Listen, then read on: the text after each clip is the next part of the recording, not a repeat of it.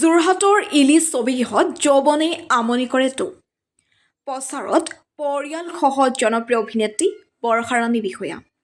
অহা 2 জানুৱাৰীত ছবিগৃহলৈ গৈ সকলোকে 27 বছৰ আগতেই যৌৱনে আমনি কৰে প্ৰথম ছবিখনক দিয়া মৰম আশীৰ্বাদ পুনৰ অসমবাসীক দিবলৈ আহ্বান সাৰ্থক জুবিন গাৰ্গৰ অবিহনে অসমীয়া চলচ্চিত্ৰ জগতৰ কথা ভাবিবই নোৱাৰি বুলি অনুভৱ প্ৰকাশ কৰি এয়া অসমীয়া অসমৰ বাবে অপূৰণীয় ক্ষতি বুলি অভিহিত নতুনত্ব বুলি ক'বলৈ গ'লে এই নতুন যে প্ৰতিভা আমি সেইখিনি সময়ত আমি ওলাইছিলোঁ প্ৰথমবাৰ ছবিত আৰু এইবাৰ আকৌ পৰ্দাত ওলাব এই 27 গৰাকী গতিকে নতুনক আমি আগুৱাই লৈ যাব লাগিব তেওঁলোকে ভৱিষ্যতৰ প্ৰতিশ্ৰুতি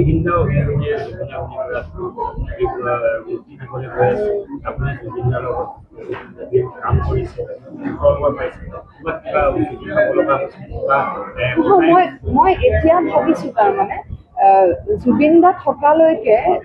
অসমৰ সংগীতৰ ক্ষেত্ৰখন বিহু হওক আজি বৰগীতৰ ক্ষেত্ৰতে হওক জুবিন দাৰ কণ্ঠটো একক আছিলে ছবিৰ ক্ষেত্ৰতো ধৰক আজি আৱহ সংগীতৰ পৰা আৰম্ভ কৰি আৱহ কণ্ঠ ছবিৰ গীত জুবিন দাৰ যি অৰিহণা সেই অৰিহণা মানে বিশাল জুবিন দা হঠাৎ নোহোৱা হৈ যোৱাৰ লগে লগে আমি কৈ আছোঁ জুবিন দা কায়িকভাৱে আমাৰ মাজৰ পৰা গৈছে জুবিন দা সদায় থাকিব জুবিন দাৰ সৃষ্টিসমূহ থাকিব যিখিনি তেখেতে আমাক দি থৈ গৈছে কিন্তু জুবিন দাৰ নতুন সৃষ্টি আমি নাপাম সেইখিনি কথা ভাবিলেই কেতিয়াবা খুব ভাগৰ লাগে আৰু খুব মানে অন্ধকাৰ দেখা নিচিনা লাগে দেই কাৰণ বহুত দীৰ্ঘদিন ধৰি পেলাই জুবিন দাৰ এই অস্তিত্ব তাৰমানে সাংঘাতিক এক ভূমিকা পালন কৰি আহি আছিলে সেয়ে এতিয়া আমি চেষ্টা কৰিব লাগিব যাতে আমি দৰ্শকক সেই আমোদখিনি আমি দিব পাৰোঁ আমি ধৰি ৰাখিব পাৰোঁ সেইখিনি এতিয়া আমাৰ কৰ্তব্য আৰু অসমীয়া জাতি অসমীয়া সংস্কৃতি অসমীয়া ভাষা অসমীয়া সাহিত্য চিৰযুগমীয়া ন্যায় প্ৰসংগত মই ইতিমধ্যে কৈছোঁ বিভিন্ন ঠাইত যে আমাৰ মাননীয় মুখ্যমন্ত্ৰী ডাঙৰীয়াই কোৱাৰ দৰে যদি সঁচাকৈ হত্যা হৈছে আমি দেখিলোঁ যে কিবা হাজাৰ পৃষ্ঠাৰ